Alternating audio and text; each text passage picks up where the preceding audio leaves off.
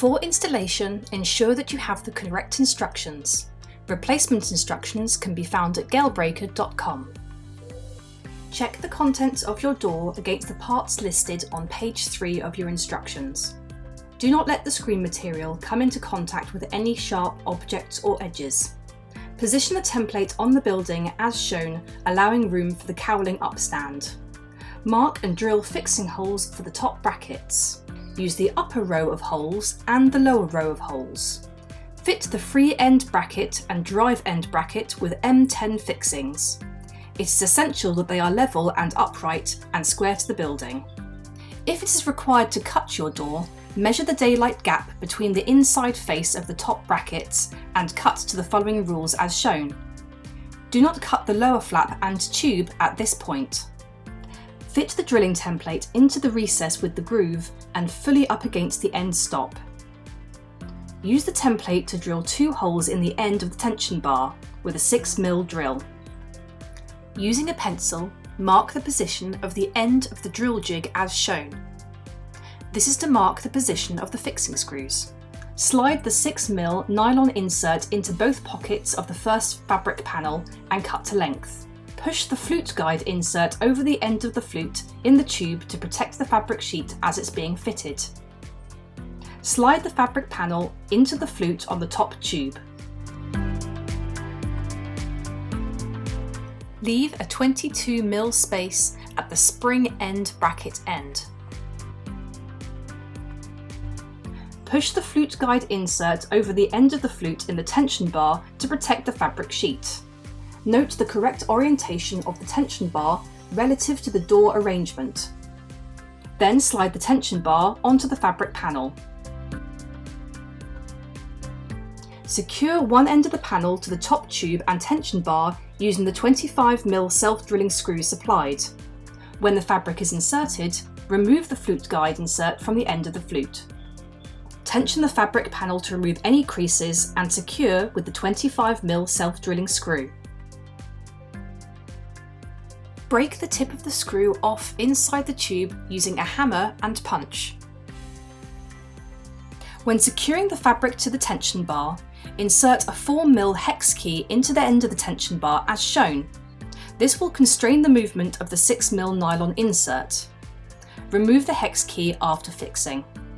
Ensure that the head of the screw is sunk down into the tension bar to protect the sheet. Trim the end of the panel to length and repeat with the next panel.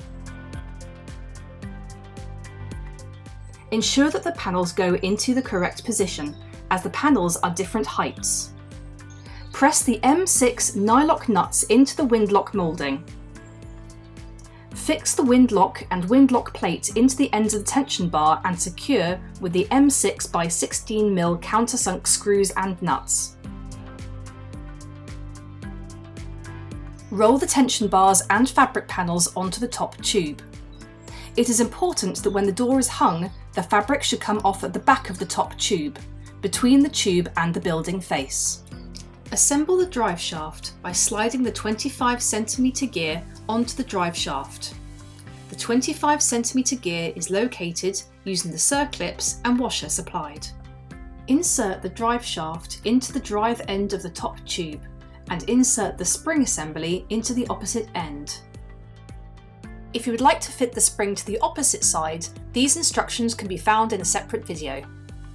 Tie up the roller assembly to prevent it unrolling when lifting into place. When lifting the top tube assembly onto the top brackets, ensure that the shafts slide completely into the base of the cup brackets. Lock the shafts in place with the M4 by 75 split pins supplied. Feed the operating chain around the chain wheel, through the chain guide and trim to length if required. Make a chain into a continuous loop by joining the 2 ends with the joining link. After closing, file away any sharp edges to ensure the chain does not injure operators. Measure the distance from the underside of the top brackets to the ground and deduct 2.5cm.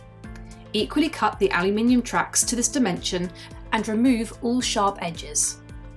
Fit the pair of funnels into the tops of the tracks and secure with the M5 by 19 self-drilling screws into the front face.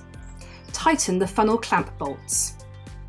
Slide the track slide insert into the tracking, pushing it fully up to the funnel and trim to length. Secure in place with the M4x16 self-drilling screws at the bottom end.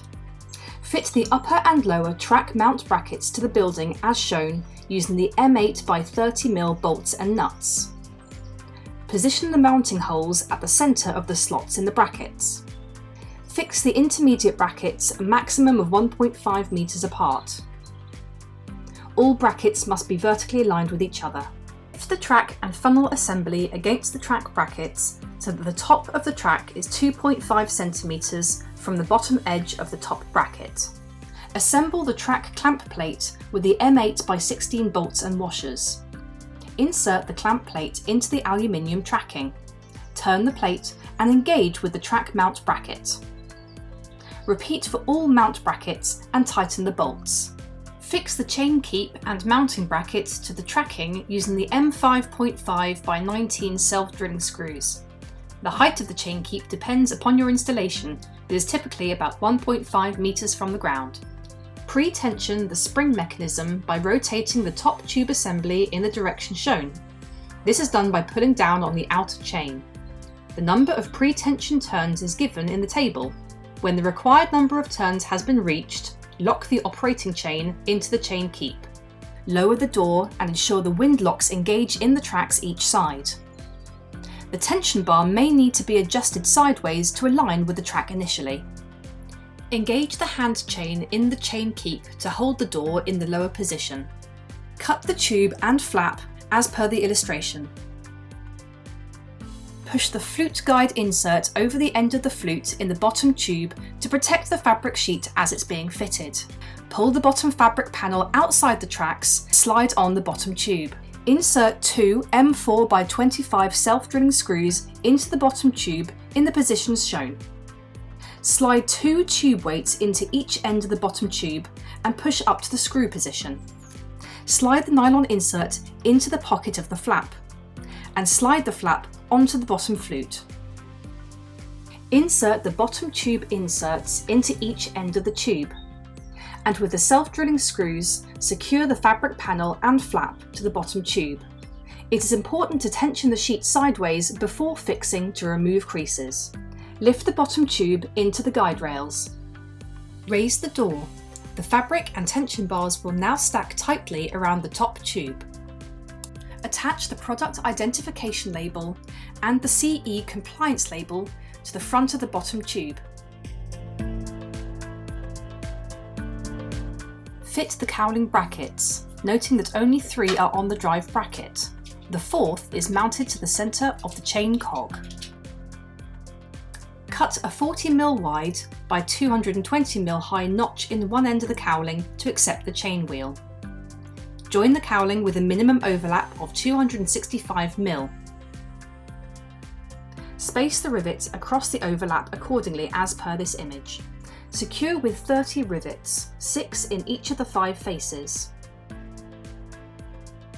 The direction of the rivets can be reversed for ease of installation against a flat building face. Offer the cowling to the brackets and secure with the M5.5x19 self-drilling screws applied. Fix the rear upstand to the building, sealing to prevent water ingress if necessary. As a safety precaution, do not install your Galebreaker product in high winds or adverse weather conditions.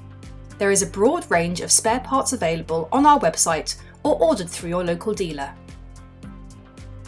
Thank you for choosing Galebreaker.